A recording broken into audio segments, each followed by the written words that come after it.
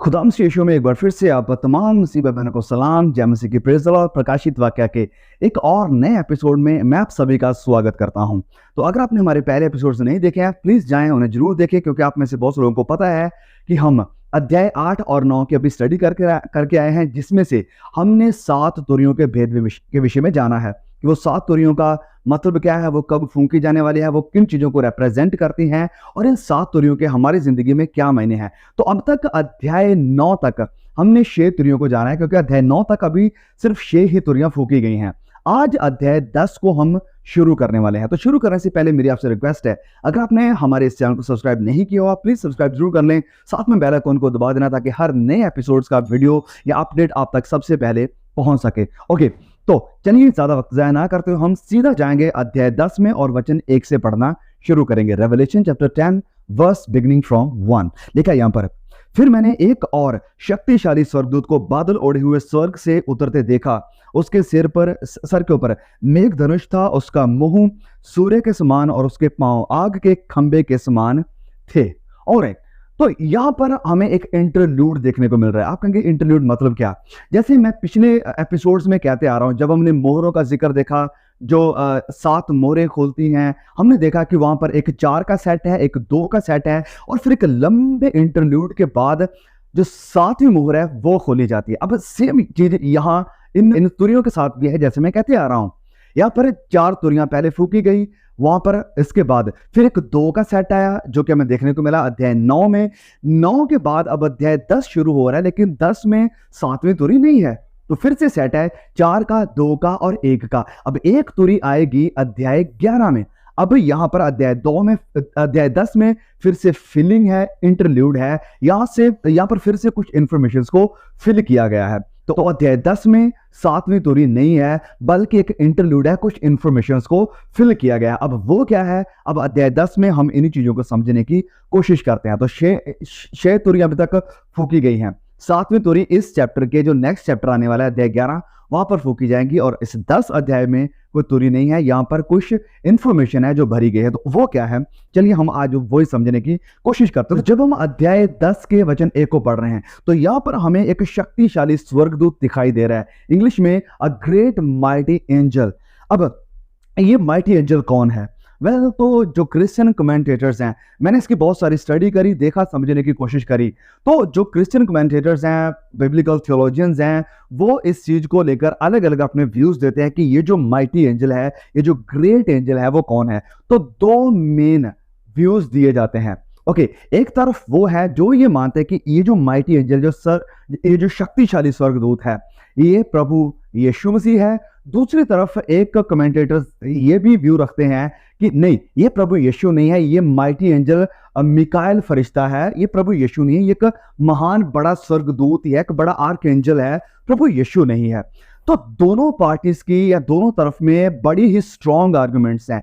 दोनों साइड्स में अपनी अपनी एक बड़ी स्ट्रॉन्ग आर्गुमेंट्स दी जाते हैं कि नहीं, ये प्रभु यीशु है, और दूसरी तरफ जो कहते हैं कि नहीं, ये प्रभु यीशु नहीं, ये एक आर्क एंजल है, ये मिकाएल फरिश्ता है। अब सवाल हमारे लिए भी ये है कि क्या ये जो स्वर्गदूत है, ये प्रभु यीशु है, प्रभु यीशु को रिप्रेजेंट कर रहा है, या फिर ये मिकाएल फरिश्ता है? तो हमारे लिए भी यहाँ पर डिसाइड करना काफी ज्यादा मुश्किल है।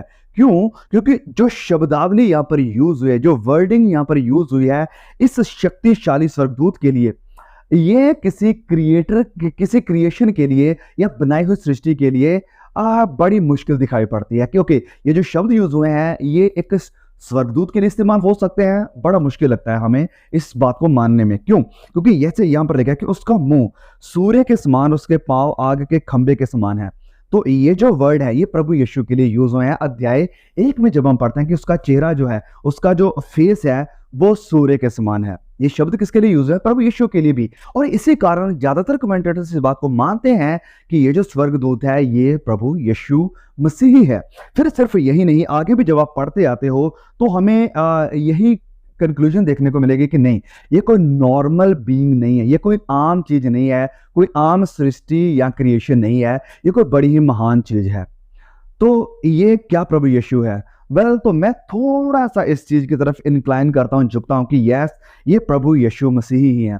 आप कहेंगे कि भाई स्वर्गदूत का जिक्र प्रभु यीशु मसीह के साथ कैसे हो सकता है? तो जब आप पूरे पुराने नियम को पढ़ते आओगे, पुराने नियम में बार बार जब भी ये स्वर्गदूत का जिक्र होता है, the angel of the Lord, प्रभु का दूत, तो प्रभु यीशु ही है वहां पर। जैसे फॉर एग्जाम्पल जब हम एक्सोडस निर्गमन अध्याय 3 में पढ़ते हैं, तो वहां पर जलती हुई झाड़ी में मूसा को एक बीइंग, एक स्वर्गदूत, एक बड़ी महान शख्सियत दिखाई देती है। और वो कौन है, उसके बारे में लिखा है कि वो परमेश्वर का एक दूत है। लेकिन जब आप उसके अधिकारों के विषय में देखते हो, जब आप उसकी जो वो स्पीच दे रहा है, जो वो कह रहा है, जो वो अधिकार दे रहा है, वो कोई स्वर्गदूत के अधिकार नहीं है, वो खुदा के ही अधिकार है। तो वहां पर फिर से प्रभु यीशु मसीह ही है।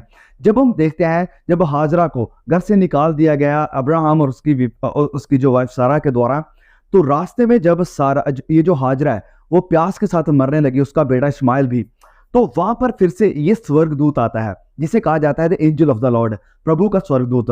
वो फिर से वहां पर आता है और फिर से वो खुद से कहता है कि मैं इससे बड़ी जाति को बनाऊंगा।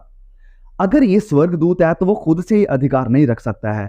मतलब कि ये इसका नाम तो ये है कि वो परमेश्वर का स्वर्गदूत है, लेकिन उसके जो अधिकार हैं वो परमेश्वर के अधिकार हैं। फॉर एग्जाम्पल निर्गमन में ही अध्याय 3 में जो अभी जिसका जिक्र मैंने किया, वहां पर वो स्वर्गदूत कह रहा है, उसका जिक्र आप पढ़कर देखा, वहां पर लिखा है कि वो परमेश्वर का स्वर्गदूत है। वो कहता है कि तू, अगर वो पूछते कि तेरा नाम क्या है, तो तुझे किसने भेजा, तो वो कहता है, ये जो स्वर्गदूत अपनी आइडेंटिटी क्या बता रहा है मूसा को, वो कहता है कि तू कहना कि मुझे भेजा किसने, मुझे भेजा आई एम ने। मेरा नाम क्या है, I am who I am, मैं हूं सो हूं। तो ये स्वर्गदूत अपने विषय में ये टाइटल कैसे इस्तेमाल कर सकता है? इट्स टोटली इम्पॉसिबल, ये नहीं हो सकता है। तो वो सेम लाइन ऑफ थॉट जो पुराने नियम में था, अब यहां पर पहली बार नए नियम में हमें देखने को मिला है। ये स्वर्गदूत है, शक्तिशाली स्वर्गदूत, इसके विषय में कहा गया है। और फिर इसके विषय में कहा गया कि उसके सर के ऊपर मेघ धनुष है, एक रैम्बो है, वो क्या हम आगे देखने वाले हैं। इसके विषय में कहा गया कि उसका मुंह सूर्य के समान है। सूर्य के समान चेहरा किसका है? प्रकाशित वाक्य 1 में जिक्र है कि वो प्रभु यीशु मसीह का है। उसके पांव आग के खंबे के समान है। फिर से ये सेम इमेजरी, सेम तस्वीरें प्रभु यीशु मसीह के विषय में कही गई हैं अध्याय 1 में, यही इसी किताब प्रकाशित वाक्य में। तो इस कारण मैं थोड़ा सा इस चीज की तरफ इंक्लाइन करता हूं, झुकता हूं कि ये जो महान स्वर्गदूत है ये प्रभु यीशु मसीह ही है। यस, प्रभु यीशु मसीह है। ओके, आपके इसको लेकर इंटरप्रिटेशन क्या है, आप अपना व्यू दे सकते हैं। मैं मानता हूं कि ये फिर से प्रकाशित हुआ क्या है, तो एग्जैक्टली जानना हमारे लिए पूरी तरह से पॉसिबल नहीं है। हो सकता है किसी और की इंटरप्रिटेशन अलग हो, and I am totally fine with that. मुझे इससे कोई प्रॉब्लम नहीं है कि ये अगर महान स्वर्गदूत मिकाएल है या ये प्रभु यीशु मसीह है। आप इसके विषय में क्या सोचते हैं, आप नीचे कमेंट करके अपना व्यू बता सकते हैं। ओके, आगे क्या लिखा है इसके विषय में कि उसके सर के ऊपर एक मेघ धनुष है। मेघ धनुष मतलब इंग्लिश में रैम्बो है। उसके सर के ऊपर एक रैम्बो बना हुआ है। ये रैम्बो क्या है, ये मेघ धनुष क्या, किस चीज को दर्शाता है? वेल, तो हम क्लियरली जानते हैं, जब हम उत्पत्ति की किताब में पढ़ते हैं तो प्रभु यीशु ने वो फ्लड लाने के बाद वायदा किया, प्रॉमिस किया नूह के साथ कि इसके बाद मैं धरती को पानियों के साथ कभी नष्ट नहीं करूंगा। तो ये जो मेघ धनुष है इस शक्तिशाली स्वर्गदूत के माथे के ऊपर या सर के ऊपर, ये रिप्रेजेंट कर रहा है परमेश्वर की दया को और परमेश्वर के न्याय को। ये रिमाइंडर है, ये याद दिला रहा है कि परमेश्वर ने दया की है, वो न्याय भी करेगा। परमेश्वर ने न्याय किया है, वो दया भी करेगा अपने लोगों के ऊपर, जो उसके पीछे चलने वाले, उसकी बात को मानने वाले हैं। क्यों ये यहां पर आया रैम्बो अध्याय 10 में क्यों आया? क्योंकि शेष तक अभी तक परमेश्वर का कंप्लीट न्याय धरती के ऊपर नहीं आया, जो कि अध्याय 11 में आने वाला है, जब लास्ट तुरी, जो 7वीं तुरी फूंकी जाएगी। तो उससे पहले खुदा रिमाइंड करवा रहे हैं, ये रैम्बो का चिन्ह देकर इस शक्तिशाली स्वर्गदूत के माथे के ऊपर याद दिला रहे हैं कि अभी अनुग्रह का समय है। याद दिला रहे हैं वो वायदे को जो परमेश्वर ने नोआ के साथ किया था, लेकिन जजमेंट भी आने वाली है। यस, और इन चीजों को हम आगे देखने वाले हैं। फिर आगे लिखा है इसके विषय में वचन 2 में, उसके हाथ में एक छोटी सी खुली हुई पुस्तक थी। उसने अपना दाहिना पांव समुद्र पर और बायां पांव पृथ्वी पर रखा। ओके, तो उसके हाथ में एक छोटी सी खुली हुई पुस्तक है। इसके हाथ में अब एक खुली हुई पुस्तक है। जब हम अध्याय 5 में पढ़कर आए थे तो वहां पर ये जो पुस्तक थी ये क्लोज्ड थी, ये बंद थी। इसे कौन लेता है? इसे प्रभु यीशु मसीह लेकर खोल देते हैं। लेकिन अब अध्याय 10 में जब हम आ गए हैं तो यहां पर ये जो किताब है, ये जो पुस्तक है, ये जो स्क्रोल है, ये खुली हुई है। और इसके विषय में लिखा है कि फिर वो अपना एक जो पाँव है, एक जो अपना फीट है वो समुद्र पर रखता है और एक अपना फीट वो पृथ्वी के ऊपर रखता है। इसके रखने का क्या मतलब, वो किस चीज को दर्शा रहा है? फिर से यहाँ पर इस इमेजरी को, इस तस्वीर को, इस सिंबोलिज्म को आप देखोगे, आप क्लियरली जान पाओगे कि ये किसी स्वर्गदूत का अधिकार नहीं है, ये सच में खुदा का ही अधिकार है। प्रभु यीशु के पास ये अधिकार हो सकता है। मतलब क्या? फीट का समुद्र के ऊपर रखना और धरती के ऊपर रखना, मतलब कि प्रभु यीशु की अथॉरिटी की यहाँ पर बात हो रही है। पानियों के ऊपर, समुद्रों के ऊपर प्रभु यीशु का अधिकार। जब उसने आंधियों को शांत किया, उसे झिड़का और कहा कि शांत हो जा, और वो शांत होगी। उसका अधिकार पृथ्वी के ऊपर, जब वो पृथ्वी की चीजों को हुक्म देता है, इंसानों को हुक्म देता है, कायनात को हुक्म देता है, तो वो भी उसकी बात को मानती है। तो प्रभु यीशु का, इस स्वर्गदूत का फीट पानी के ऊपर है, धरती के ऊपर है, मतलब कि उसका अधिकार और उसकी कमांड पृथ्वी के ऊपर है, पानियों के ऊपर है।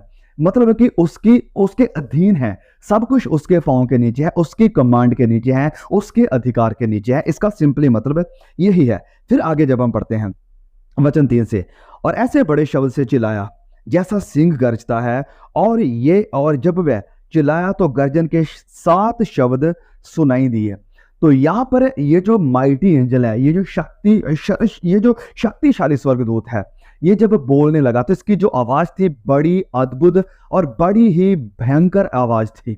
और सेम आवाज का जिक्र हमें भजन संहिता में भी देखने को मिलता है जब खुदा बोलता है। तो यहाँ पर फिर से वही सेम वर्डिंग का यूज हुआ है और लिखा है कि उसके मुंह से, ओके, यहाँ पर लिखा है कि 7 शब्द सुनाई दिए, 7 गर्जन के शब्द सुनाई दिए। 7 मतलब फिर से परफेक्ट, संपूर्ण, कंप्लीट शब्द सुनाई दिए हैं। और वो शब्द क्या है, आगे चलिए देखते हैं कि यूहन्ना क्या देखते हैं। लिखा है जब 7 गर्जन के शब्द सुनाई दे चुके तो मैं लिखने पर था। वो कह रहा है कि जब ये 7 शब्द सुनाई दे चुके, जब ये आवाज, बड़ी गर्जन की आवाज सुनाई देना खत्म हो गई, तो मैंने उठाया अपनी कलम को और जैसे मैं लिखने पर था, जैसे मैं लिखने लगा तो क्या हुआ? कहता है पर मैंने स्वर्ग से ये शब्द सुना, तुरंत उसी वक्त आवाज आई आसमान से, स्वर्ग की ओर से ये आवाज आई। क्या आवाज है? कि जो बातें गर्जन के उन 7 शब्दों से सुनी है उन्हें गुप्त रख और मत लिख। कि ये जो शब्द तूने अभी सुने हैं इन्हें मत लिख, डॉट राइट इट, इन्हें मत लिख, इन्हें गुप्त रख, इन्हें सीक्रेट रखना पड़ेगा। इससे क्या मतलब है? ये क्या सुना शब्द संत यूहन्ना ने यहाँ पर ऐसा कि जिसे लिखने के लिए खुदा ने उसे परमिशन नहीं दी, आज्ञा नहीं दी। बहुत से थियोलॉजियन इसे भी लेकर अपना माथा मारता है कि इसका मतलब ये है, इसका मतलब वो है। हम क्लियरली देख रहे हैं कि ये गुप्त है, ये सीक्रेट है। खुदा ने कहा कि इसे मत लिख, तो हमें अपना माथा मारने की जरूरत नहीं है। तो इससे हम सीख क्या सकते हैं? इससे हम यही सीख सकते हैं कि भले ही बहुत सारी चीजों को खुदा ने रिवील किया है, प्रकट किया है, जाहिर किया है हमारे समझने के लिए, हमें अनंत काल को तैयार करने के लिए, हमें कैसे अपनी जिंदगी गुजारने पृथ्वी के ऊपर रहते हुए, सब कुछ, बहुत सारी चीजों को जाहिर किया है। लेकिन फिर भी कुछ ऐसे सीक्रेट्स, ऐसे भेद हैं जो सिर्फ खुदा ही जानता है। कुछ ऐसी चीजें हैं जो सीक्रेट सिर्फ और सिर्फ खुदा ही के पास है। There are some secrets, there are some things which only belong to God. So जिनको सिर्फ खुदा का ही हाथ है। यहां पर खुदा हमें नम्र भी करते हैं कि यू डोंट नो एवरीथिंग, कि तुम्हें सब कुछ पता नहीं है, सारी चीजों का ज्ञान तुम्हारे पास नहीं है, सारी चीजों को मैंने तुम्हारे ऊपर रिवील नहीं किया है। कुछ ऐसी भी चीजें हैं जिन्हें सिर्फ मैं ही जानता हूं और मैं ही तुम्हारे ऊपर रिवील कर सकता हूं जब सही टाइम, सही वक्त आएगा। तो यहां पर हमें हम्बल होने की जरूरत है कि यस, हम सब कुछ जानने वाले नहीं हैं। और ये मैं शुरुआत से कहते आ रहा हूं, जब हमने प्रकाशित वाक्य की स्टडी की शुरुआत करी थी उसी वक्त से मैं कहते आ रहा हूं कि वी डोंट नो एवरीथिंग, हम सब कुछ को नहीं जानते हैं, बाइबल के सारे भेदों को नहीं समझ सकते हैं। बिल्कुल, ये हमारा दिमाग खुदा जो कि इटर्नल है, जो कि अनंत काल से अनंत काल तक है, जो कि ऐसा खुदा है जो हमारी सोचों से परे है, तो हम उस सारे खुदा को, उसकी सारी सृष्टि को, उसके सारे रेवलेशन को, उसके सारे भेदों को, सीक्रेट्स को हम नहीं जानते हैं। और परमेश्वर यहाँ पर ये बात को कहते हुए, और ये जो यूहन्ना ने सारी चीजें लिखी, ये इसीलिए लिखी गई ताकि हम हम्बल हो, हम नम्र हो कि नहीं, हमें सब पता नहीं है, हम सब कुछ जानने वाले नहीं है। ओके, आगे वचन 5 से, जिस स्वर्गदूत को मैंने समुद्र और पृथ्वी पर खड़े हुए देखा था, उसने अपना दाहिना हाथ स्वर्ग की ओर उठाया और जो युगान युग जीवता और जिसके स्वर्ग को और जिसने स्वर्ग को और जो कुछ उसमें है और पृथ्वी को और जो कुछ उस पर है और समुद्र को और जो कुछ उसमें है सृजा, उसी की शपथ खाकर कहा कि अब तो और देर ना होगी। वरन सातवें स्वर्गदूत के तुरी फूंकने पर होने वाले शब्द के दिनों में परमेश्वर का गुप्त मनोरथ है उस सुसमाचार के अनुसार जो उसने अपने दास भविष्यवक्ताओं को दिया पूरा होगा। तो ये जो स्वर्गदूत है ये खुदा की शपथ खाकर कहता है कि अब तो देर ना होगी। नो मोर डिले।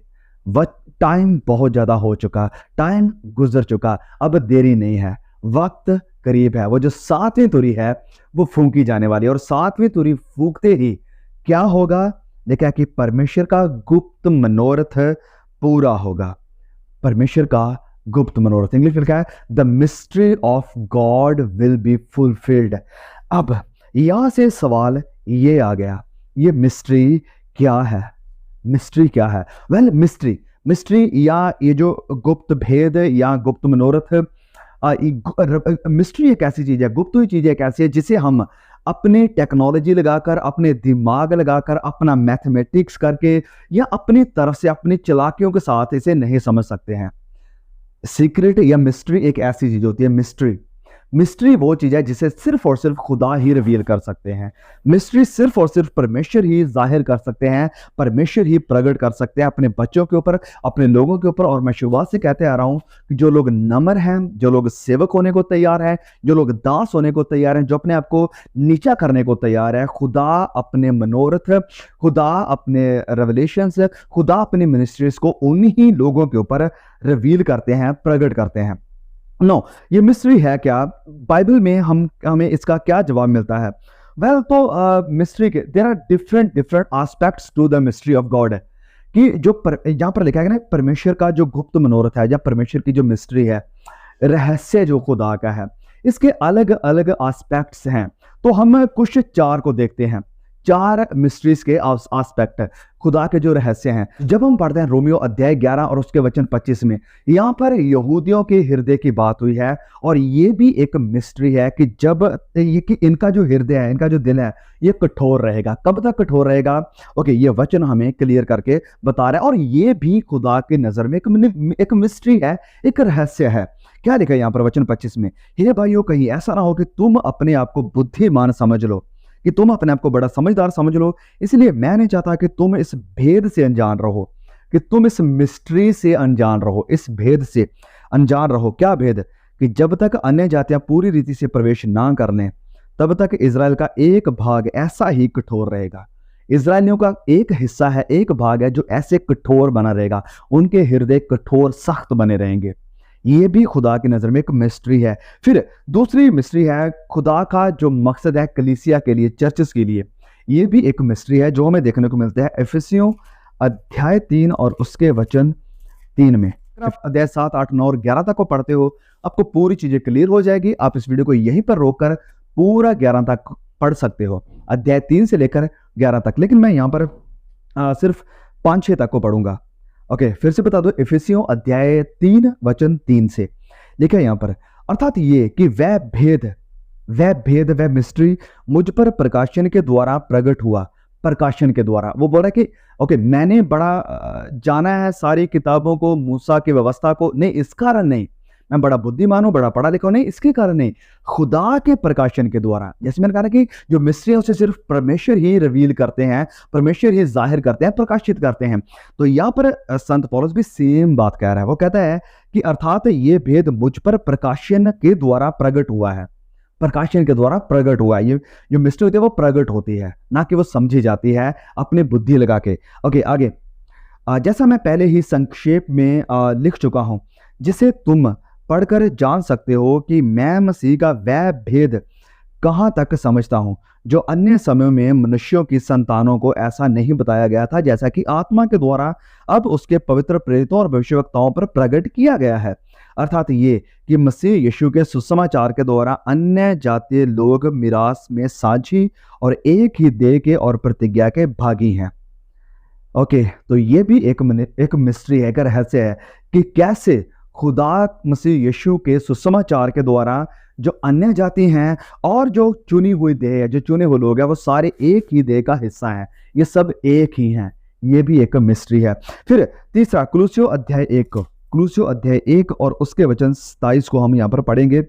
और यहाँ पर प्रभु यीशु का अपने लोगों में होना, अपने लोगों में एक होना या विश्वासियों में एक होना, ये भी एक मिस्ट्री है, ये भी एक रहस्य है, ये भी एक भेद है कि कैसे प्रभु यीशु जो कि खुदा है वो अपने विश्वासियों, अपने लोगों या कलीसियाओं के साथ एक है।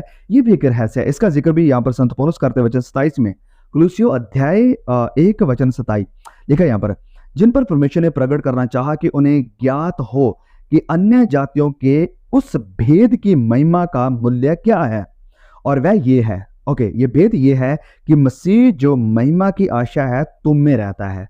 मसीह यीशु जो महिमा की आशा है वो तुम में रहता है। मसीह यीशु तुम में रहता है। इसका मतलब क्या, ये क्या हो, कैसे रहता प्रभु? तो ये भी एक मिस्ट्री है, ये भी एक रहस्य है। एक और, gospel is also a mystery, जो सुसमाचार है ये भी एक मिस्ट्री है। जब हम पढ़ते हैं कुलुस्सियों ही की किताब अध्याय 4 और उसके वचन 3 में, कुलुस्सियों 4:3 में यहाँ पर लिखा है, और इसके साथ ही साथ हमारे लिए भी प्रार्थना करते रहो कि परमेश्वर हमारे लिए वचन सुनाने का ऐसा द्वार खोल दे कि हम मसीह के उस भेद का वर्णन कर सकें जिसके कारण मैं कैद में हूं। परमेश्वर के उस भेद का वर्णन कर सकें जिसके कारण मैं कैद में हूं। वो किसके कारण कैद में था? सुसमाचार के कारण। तो वो बोल रहा है कि परमेश्वर अपने भेद को, ये जो सुसमाचार का भेद है, उसे मेरे ऊपर जाहिर करे कि मैं इसे और क्लियरली, आसानी के साथ लोगों को समझा सकूं। तो सुसमाचार में, जैसे ये बात को भी मैं कई बार वीडियोस में कह चुका हूं कि प्रभु यीशु का क्रूस के ऊपर जाना, हमारे लिए अपना लहू देना और हमें अपने पिता के साथ दोबारा मिला देना, ये एक ऐसी मिस्ट्री है जिससे मैं कितना भी कोशिश कर रहा हूं समझाने की, हम नहीं समझा सकते हैं और ना ही आप पूरी तरह से समझ सकते हैं जब तक खुदा से यीशु खुद जाहिर नहीं हो जाते। तो सुसमाचार का जो मैसेज है, प्रभु यीशु मसीह का क्रूस के ऊपर जाना, मुर्दों में से जिंदा होना और हमारा मिलाप पिता से करवाना, हमारे लिए एक निजात का रास्ता बनना, ये भी एक बहुत बड़ा रहस्य ही है। और ये रहस्य कब खुलने वाला है? ये वचन कह रहा है, जब से हमने पढ़ा प्रकाशित वाक्य अध्याय 10 के वचन 7 में।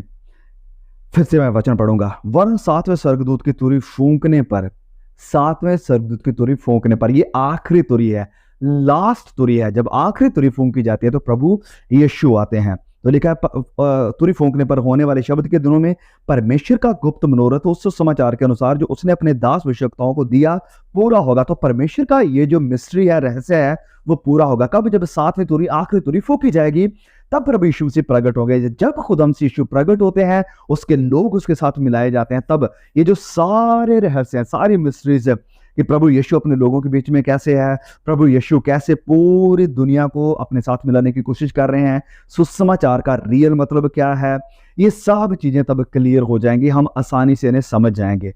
हो सकता है अब इन्हें पूरा क्लियरली हम ना समझे। जो हमारी जिंदगी है इस धरती के ऊपर रहते हुए, कि हम विश्वासी हैं, हम प्रभु का बैर मानने वाले, हम प्रार्थनाएं करने वाले हैं, हमारे काम क्यों, हमारे रुकावटें क्यों, हमारे जो रुके हुए काम वो क्यों नहीं बनते, क्यों दूसरे लोग हमारा मजाक बनाते हैं, उनके सारे काम सफल होते जाते हैं।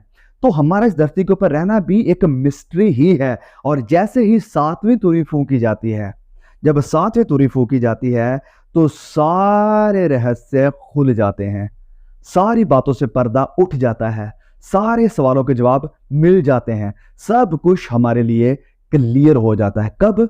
7वीं तुरी फूंकते ही। ये वचन हमारे लिए कह रहा है। चलिए आगे बढ़ते हैं वचन 8 पर। वचन 8 में लिखा है, जिस शब्द को मैंने स्वर्ग से बोलते हुए सुना था वह फिर मेरे साथ बातें करने लगा। ये शब्द फिर से इसके साथ बातें करने लगा। किसके साथ? यूहन्ना के साथ। और इससे क्या कहा कि जा, जो स्वर्गदूत समुद्र और पृथ्वी पर खड़ा है उसके हाथ में की खुली हुई पुस्तक को ले ले। कि वो जो पुस्तक है उसके हाथ में, वो जो मैसेज है उसे ले ले। गो एंड टेक, जा और ले ले। तो यहां पर परमेश्वर कमांड दे रहा है कि जा उस मैसेज को ले। तो इस बात से हम क्या सीखते हैं कि परमेश्वर का जो प्रकाशन है, परमेश्वर का जो चीजों को जाहिर करना है, वो खुदा हमारे ऊपर फोर्स नहीं करेंगे, जबरदस्ती हमें नहीं देंगे। इसके लिए हमें जाना पड़ेगा, इसके लिए हमें हम्बल होना पड़ेगा, इसके लिए हमें मेहनत करनी पड़ेगी। क्या मेहनत? हमें इन वचनों को पढ़ना पड़ेगा, प्रार्थना करनी पड़ेगी कि खुदा तो मुझे सिखा, मैं समझना चाहता हूं। वचन में लिखा कि जा और टेक, जा और ले, गो एंड टेक। तुझे जाना पड़ेगा और लेना पड़ेगा। ऐसे नहीं कि मैं आराम से सोए रहा हूं और कह रहा हूं कि प्रभु मेरे ऊपर अपने भेदों को प्रकट कर। नहीं, you have to take the book. वो जो किताब है उसे लेना होगा और इसे पढ़ना होगा। फिर प्रभु अपने भेद तुम्हारे ऊपर प्रकट करेंगे, इन भेदों को खुदा आपके ऊपर जाहिर करेंगे। ओके, क्या लिखा है वचन 10 में आगे? अंत मैं ये छोटी सी पुस्तक उस स्वर्गदूत के हाथ से लेकर खा गया। उस पुस्तक को इसने लिया और खा लिया, लिया और खा लिया। और ये सेम चीज हमें पहले भी देखने को मिली इज़िकियल के द्वारा। इज़िकियल अध्याय 3 में जब हम पढ़ते हैं तो वहां पर इज़िकियल ने भी सेम काम किया, तो उसे भी यही कुछ कहा गया था। तो यहां पर इस किताब को लेने का और खाने का मतलब क्या है? सबसे पहले इस किताब के ऊपर जाना, एंड खाने का मतलब feeding on the word of God, कि इस मन्ना में से खाना।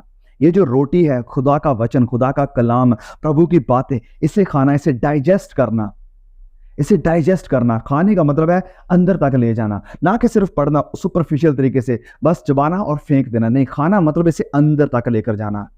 मैसेज जो आपकी जिंदगी में जाता है, मैसेज जो आपके दिल में जाता है, वो लोग हैं जो मैसेज को सच में ले रहे हैं।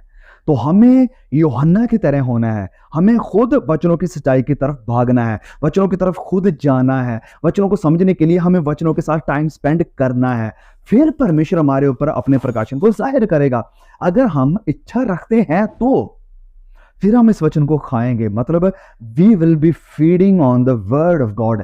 ये जो आत्मिक मन्ना है, हम इससे खाएंगे, इसे खाएंगे। सिर्फ नहीं, सिर्फ मौत तक ही नहीं, इसे अंदर अपनी जिंदगी में लेकर जाएंगे। और जब ये वचन हमारी जिंदगी में जाएगा तो ये हमारी जिंदगी को बदलेगा, ये हमें ताकत देगा, ये हमें अथॉरिटी देगा, ये हमें पावर देगा, ये हमें सच्चाई देगा। सारे डर, सारी घबराहट, हर तरह के लोभ से, परेशानियों से, पाप से आजाद करेगा। और जब हमारे पास अधिकार आएगा परमेश्वर की सच्चाई को जानकर, खुदा के प्रकाशन को लेकर, तो फिर हम क्या करेंगे? वो कमांड फिर से परमेश्वर यूहन्ना को देते हैं। क्या कहते हैं? ओके, तो उस आगे जाने से पहले एक और चीज है जो मैं यहां पर क्लियर करना चाहता हूं, जो यहां पर लिखी है।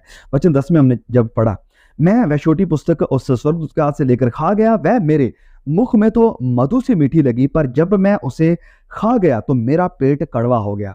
तो यहां पर वो कह रहा है कि जब मैं इसे खाने लगा तो मेरे मौथ में तो ये मीठी थी, शहद की तरह, लेकिन जब ये मेरे अंदर चली गई, जब मेरी जिंदगी में आ गई, तो ये कड़वी लगने लगी। ये कड़वी थी, बिटर थी। इसका क्या मतलब है? कि परमेश्वर का ये जो मैसेज है, खुदा की ये जो आवाज है, ये जो पुस्तक है, इसके दो मायने हैं, इसके दो मैसेजेस हैं। एक, ये परमेश्वर की दया को दिखाती है कि परमेश्वर ने हमारे साथ कितना प्यार किया है, और दूसरा ये बिटर है, कड़वी है, कि ये खुदा के आने वाले क्रोध के विषय में, न्याय के विषय में, सजा के विषय में, आग के विषय में भी बताती है। जब हम खुदा के वचन का प्रचार करते हैं तो ये सिर्फ लोगों को मीठा ही लगना नहीं चाहिए कि लोग इसे सुनकर अपने कानों की खुजली मिटाए। नहीं, ये लोगों की जिंदगियां में जाए और लोगों को कड़वा भी लगना चाहिए। ये सेम चीज यहां पर परमेश्वर कह रहे हैं। जब यूहन्ना कहते हैं कि मैंने इसे खाया तो मेरे मुंह में तो मीठी थी, ये मीठी भी लगी, लेकिन जब अंदर चली गई, तो जब मैंने इसका मैसेज समझा, देखा, तो मुझे ये कड़वा भी लगने लगा। तो ये परमेश्वर के प्यार को, परमेश्वर के अनुग्रह को, परमेश्वर की दया को दिखाता है, और साथ ही साथ परमेश्वर के क्रोध को, नफरत को, न्याय को भी दिखाता है। ओके, आगे वचन 11, तब मुझसे ये कहा गया, तब मुझसे ये कहा गया। किसने कहा? उसी दूत ने उससे, यूहन्ना से ये कहा कि तुझे बहुत से लोगों, जातियों, भाषाओं, राजाओं के विषय में फिर भविष्यवाणी करनी होगी। You should go, take the scripture, digest it, eat it, and then preach it. ये वो जो पुस्तक है, वो जो किताब है, वो जो मैसेज है, जा उसकी तरफ भाग, उसे ले, उसे पढ़, उसे समझ। खुदा अपना प्रकाशन तेरे ऊपर देगा। इसे खाकर, इसे डाइजेस्ट कर, अपनी जिंदगी में इसे अप्लाई कर, इसे लागू कर, अपनी जिंदगी में इसे लेकर आ। तुझे फिर अधिकार मिलेगा, प्रकाशन मिलेगा, अथॉरिटी मिलेगी। फिर जाकर तो क्या कर? राज्य में, जातियों में, भाषाओं में जाकर इसका प्रचार कर, प्रोफेसी कर। ये नहीं कि वचन के बारे में कुछ पता नहीं, मुंह उठाकर चल दिए कि हम प्रचार करने के लिए जा रहे हैं। फिर आपसे कोई सवाल कर देगा कि ये सब कैसे, आप वहां पर चुप है, साइलेंट है। जब तक खुदा ने आपसे बात नहीं करी है, जब तक खुदा ने आपको अपना मैसेज नहीं समझा दिया, क्योंकि मैसेज क्या है, सुसमाचार क्या है, तब तक घर में बैठो, आराम से बैठो, प्रभु के इन वचनों को पढ़ो, समझो कि खुदा का मैसेज क्या है जो मुझे जाकर प्रचार करना है। जब तक आपको पता नहीं है आपको प्रचार क्या करना है, आप क्या प्रचार करोगे?